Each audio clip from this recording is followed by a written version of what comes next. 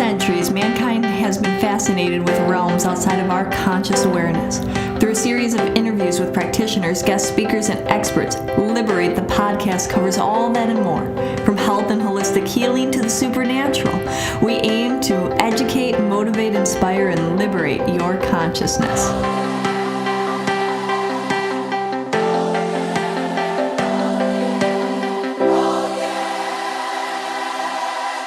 Hi, and welcome to another episode of Liberate the Podcast.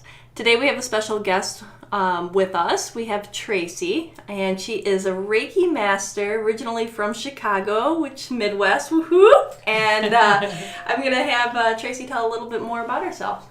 Yeah, hi. I'm so happy to be here. So for me, I actually literally think of my life as before Reiki and after Reiki, because there was such just a huge transformation that happened for me. So actually for me, it was like a homecoming. Here I was 30 years old and I got attuned, trained in this Reiki. And in the moment where the attunement is happening, where the Reiki is coming into you for the first time and you're becoming a channel for this Reiki, it was like, oh, there I am. Wow. I've been here for 30 years and now I'm actually, here all the way in my body and knowing what my purpose is. So feeling alive and feeling alive and connected. Yeah, for those absolutely. that don't know, what is Reiki? Yeah, right. What is Reiki? So Reiki translates to universal life force energy. Basically, it's a form of energy that promotes healing in the body. So Reiki practitioners act as a channel for this energy. They become like a human straw, and the Reiki is coming from God, source, the universe, nature, whatever you call it. It's coming through you and is entering, the person's field, and it works on all levels of being. So they've done a lot of research. It is getting bigger and bigger, so they're doing more and more research. One of the things that they found is that the white blood cell count goes up after a Reiki treatment. So it's just encouraging the body's, your own body's natural healing system. And then they've shown, that it eases symptoms of depression, anxiety, both chronic and acute pain. Pretty much every study they have ever done has shown a positive correlation besides one. The only one that they've ever found that didn't have that positive correlation was with fibromyalgia. Now, having said that, my mom has fibromyalgia and it has helped her tremendously. So interesting. Yeah.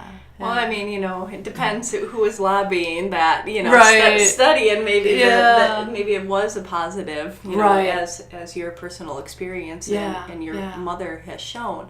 So I just find it fascinating, the dynamic of looking at your life before Reiki and after Reiki. And now that we understand that Reiki is this life force energy and that you kind of got in attune to become this channel to have this energy flow through you, what was a little bit of your life before? Well, before Reiki, I mean, the first thing is that I had a lot of trauma when I was a child. So I was not like the happiest of people, and I did trauma well too. I did pain really well. And so it was like, to be quite honest, I was just in a lot of suffering a lot of the time. And I went from high school to becoming a model and getting to travel around the world, which was on the one hand absolutely amazing.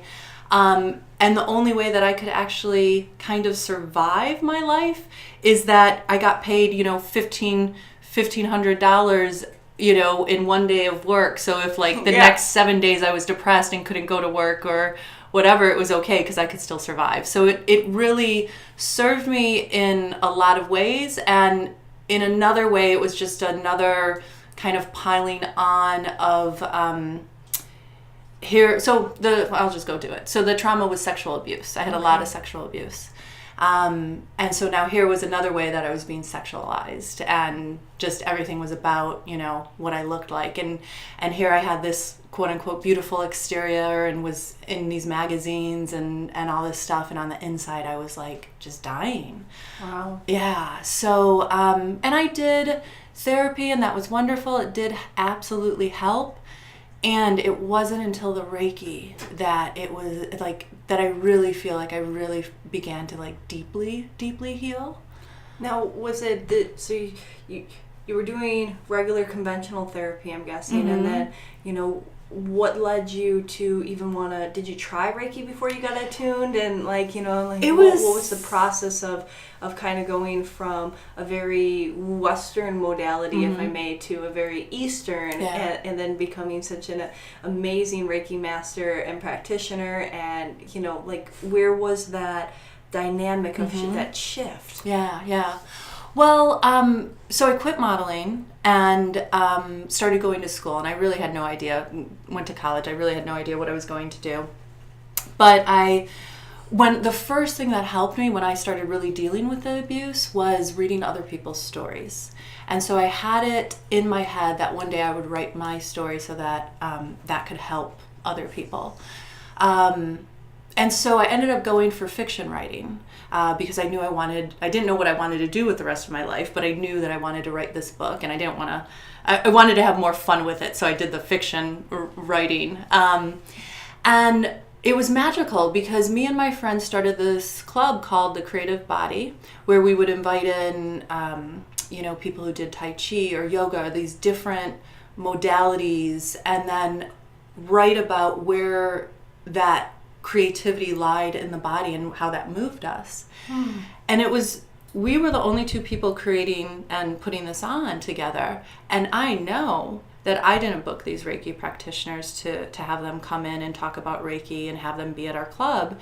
And she says she didn't book them, but somehow they were booked, and somehow we had these Reiki practitioners, show up for one of our meetings. And when there was a group of 4 ladies that were walking down the hall towards the room that we were going to be in, and it was this sense of I could just feel their energy, their power, that there was something different. At the time it was like Witches of Eastwick, it was whoa.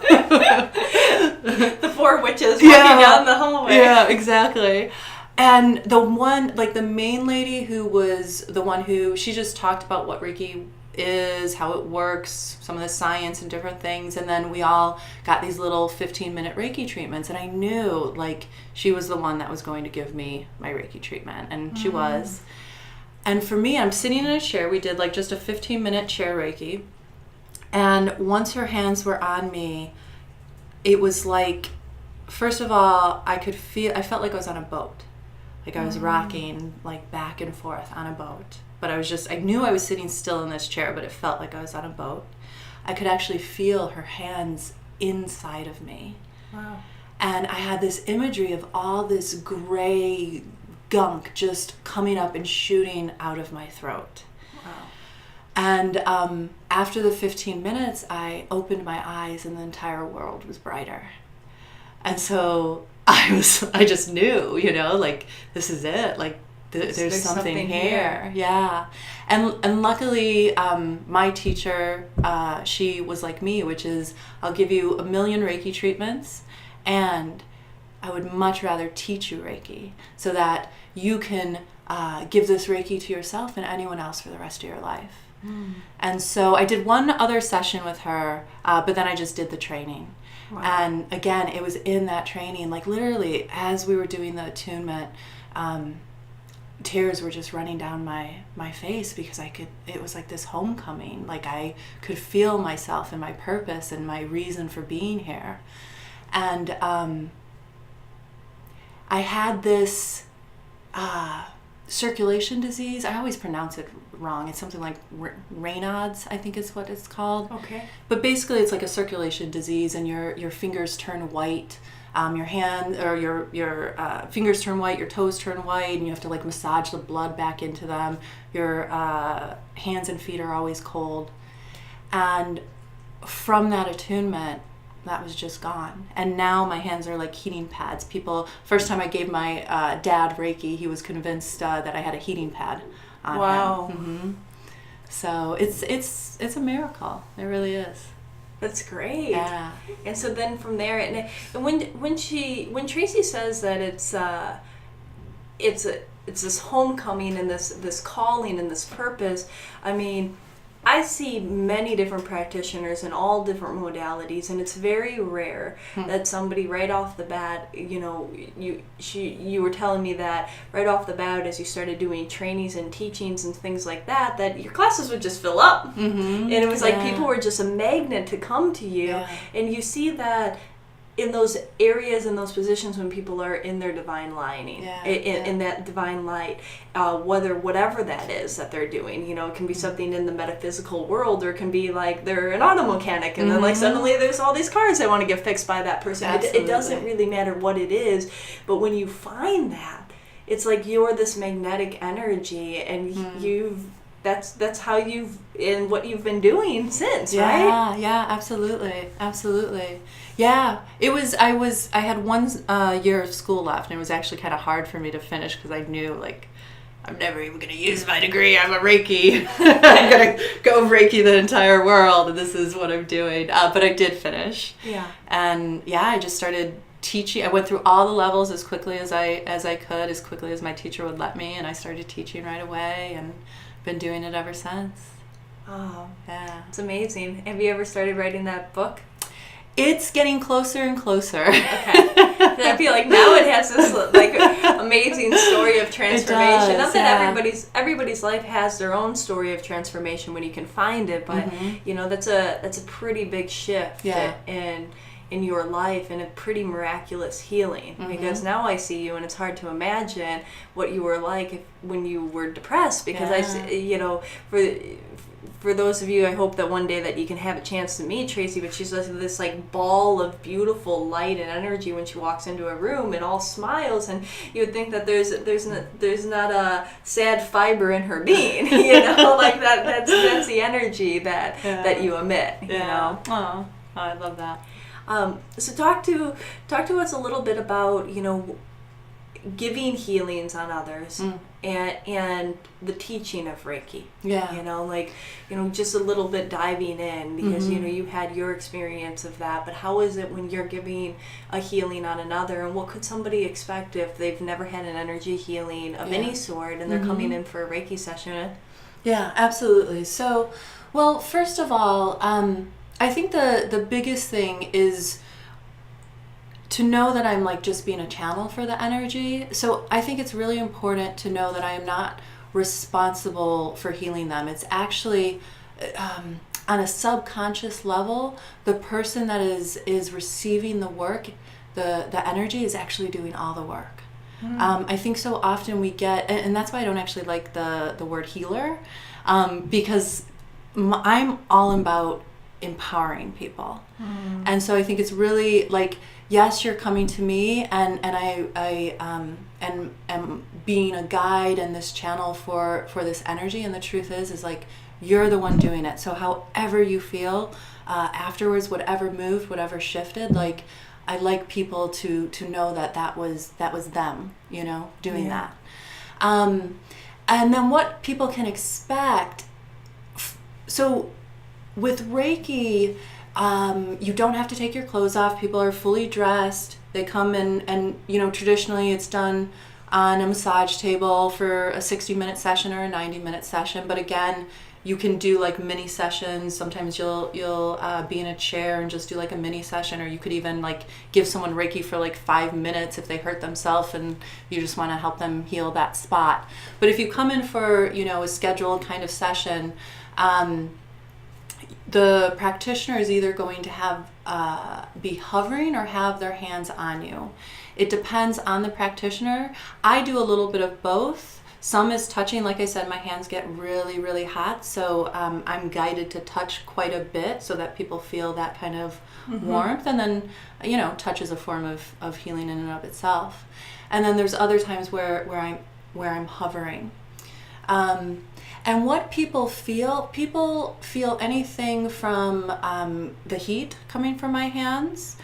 They get really relaxed. So another thing that science is able to measure is the brain waves, and the Reiki practitioners' brain waves and the clients' brain waves both go into the alpha state and actually start to match up. So the alpha state is like that meditative state. So people get really, really relaxed. It's very common for people to fall asleep during a Reiki session. And then as far as like physical sensation, again, it can be heat.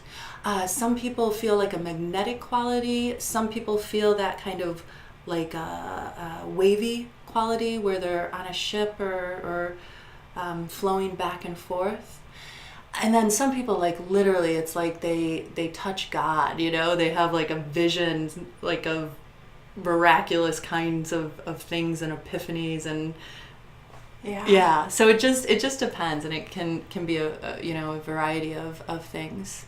Well, and I'm sure it depends on where the person's at and their connection and spiritual connection. Definitely. If it's somebody that is maybe a little newer and they don't have as much experience tapping into that energy force themselves, whether through meditation or wherever that might be, then I'm sure that they're like, whoa! Yeah, exactly. Yeah. Man. And how many sessions does somebody normally come to see you for? And that depends as well. I have one lady who literally, it's been like 2 or 3 years now, every week. And it's like, it's her way of just recharging and making sure that she takes that time for herself every week. And then other people who come once a month, and some people who come like once a year. And the thing is that, sometimes I call Reiki like the gateway energy work, because you get trained in Reiki and then suddenly you're doing all this other weird stuff that you've never heard of and never thought that you would be open to. Yes. And so I've been trained in a lot of other modalities, and so I kind of, in my sessions, I incorporate all of those. And so sometimes it's like the session it's so transformative. There's such a deep level and layer of movement that really you don't need another session for quite some time. And then sometimes there's something that's being worked on that needs more than one session, and we'll do like a 5-session pack and do it either every week or every 2 weeks and have that movement towards whatever it is. I love that. Yeah. And I love that it's the there's no set thing for anybody. And exactly. It's really about, the protocol is about where the person's at. When should somebody come in for a session? Do they just come in at times of crisis? Can they come in when they're just really stressed out? I mean, what are some of the things that you've seen through the 9+ years of experience doing Reiki on others that you find, okay, when this person comes in this area or this part of their life, they have tremendous results and it benefits them? The answer is yes. Okay. No, I mean, really, you can, it can simply just be like you're feeling depleted and you just want a little recharge, and it can just be like this relaxing kind of thing. And it can be like literally where, and to be quite honest, I kind of specialize in trauma. Okay. Because it's something that I've dealt with. So again, you were talking about that magnet. I would say about 50% of my clientele have been sexually abused. I don't advertise it, and yet they just know to like come to me for that. Yeah. But not just that kind of trauma, like any kind of pain. People who are in pain definitely gravitate towards me because they want space held. They want someone to be witnessed to that and to help them transform it and find the other side. I've been told that my purpose here is to show the beauty that lies underneath pain. I love that. Yeah, me too. So because look at the beauty that lies underneath your pain is the ability to help and heal all these people. Yeah, absolutely. Absolutely. Yeah. Now, what about getting trained to become a Reiki practitioner? Now, some people, they feel that calling and they want to, give and share, and some people might just do it to get those attunements and kind of get to a certain level of maybe more purity within their self. I'm sure you've seen everything in between, right? Yeah, absolutely. And the answer is yes for that too. It's like anyone, like I want to tune the entire world to Reiki, like everyone to Reiki, because yes, it can be like people who've had like really deep traumas and things like that. It can be so transformative for that, and just for anyone. So they've done I'm not going to remember the name of the machine, but there's some kind of machine that they can hook you up to where it measures your frequency as a being, as a whole person. Okay. And what they found is that most human beings vibrate anywhere from, I think, 200 to 250 cycles per second. Okay. People who are Reiki practitioners or do other energy work, or who are like been meditating for 20 years, vibrate anywhere from 400 to 800 cycles per second. Mm-hmm. So it's literally like raising your vibration. So you go through something called a 21-day cleanse once you get attuned to Reiki. And basically all those old habits, those things that you've been holding on to and maybe not even knowing that you were holding on to them, or things that you're very aware that you've been holding on to and haven't been able to find the release of, it like all just starts coming up and coming out, and you're able to, shed those layers and those things that have been holding you back. So I recommend it for everyone. Absolutely. Okay. Everyone. Now, with that being said, are there certain times in somebody's life when maybe they should wait a little bit to get an attunement, based on what you're saying? If there's a 21-day purging process, right. Maybe if some people aren't ready or adapted, or do you find that it all works out? I would say if you hear the call, people hear the call. Like if like right now, if there's something like bubbling, if you're listening to this and something's bubbling and getting excited inside of you, that's your yes, Okay. The cleanse doesn't have to be like, I'll just be honest. For me, it was intense. And again, I had a lot of gunk in there. So for me, there was it was intense, but it was like, holla freaking Luya, finally, finally all these things that I've been not knowing what to do with are finding they're free. So even though there was some intensity in it, I was so grateful. And then a lot of people don't have that kind of intensity with it. And something that I've been doing is I invite, when we do the attunement, that the attunement is powerful and gentle. We forget that those two things can exist at the same time. And so I'm finding that more and more people are having very powerful transformations and not needing to have such drama in it. I love that. So what exactly is an attunement? It's basically, it's a ceremony where we're in agreement that you are becoming a channel for the Reiki energy. There is a procedure and a set thing, and there's no science behind it. Okay. There's no, I can't tell you why exactly the moment before that attunement you weren't able to channel Reiki and the moment after you are. In my kind of understanding of how these things work, is that it's simply we're both saying yes to that happening, and you're opening up to it, and I'm being the conduit and the channel for you to step into this role as a Reiki being. I love that. And you mentioned before that you kind of gobbled up as many of the levels as you could, and as your teacher would allow. How many levels are there? Well, so in my lineage is, from teacher to student, there's 4 levels. There's level 1, level 2, and then they call level 3 master level, and then the teacher level is separate. Now, having said that, Reiki is being taught in a lot of different ways. The energy is the same, but Reiki is being taught in a lot of different ways. So I've seen as few as 3 levels that complete your training, and as many as 7 levels that complete your training. Beautiful. Mm-hmm. I love it. Yeah. What's one of your favorite stories about a transformation that somebody had, whether they went through Reiki certification or whether they were a client of yours, just receiving the energy? What's one of those big breakthroughs that you've experienced? I think one of my favorites. So this lovely older lady came in, and she was using a cane to walk, and she had very bad arthritis in her knee. And 99.9% of the time there is no pain in Reiki, and sometimes when it's a really chronic something and something's releasing on a very deep level, there can be some pain. And so as I was working on her knee, she tensed up, and I said, "Are you in pain?" And she said yes. And I asked if it was bearable. I invited her to breathe into the pain and shoot the pain out her foot as I worked on her, and made sure that she was able to keep breathing and continuing with the session, and she was. And she got off the table and she didn't need the cane to walk.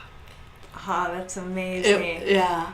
That's amazing. So on physical ailments, on emotional ailments, on everything in between. Absolutely. Reiki is just a beautiful divine energy that can provide transformation in one's life and help them find their self. Yeah, absolutely. Thank you. Is there anything else you'd like to share before we wrap up? No, I just, if you feel the call, if there's any part of you that is right now having a desire, or you're feeling curious, I invite you to come check it out. Tracy, where can they find you? Well, here at Liberate Emporium, we're teaching a level 1 Reiki class. And we teach the level 2 as well. And we teach level 2 as well, absolutely.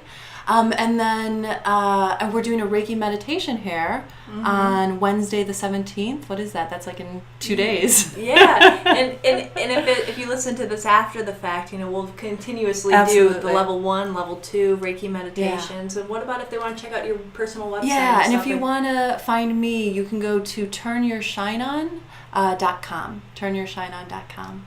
Oh, beautiful. Yeah. Thank you so much for joining us, and thank you everybody for listening. Once again, this is Liberate the Podcast, and you can find more episodes in this episode at liberateemporium.podbean, and check us out on our website, liberateemporium.com. Thank you so much, and join us next week.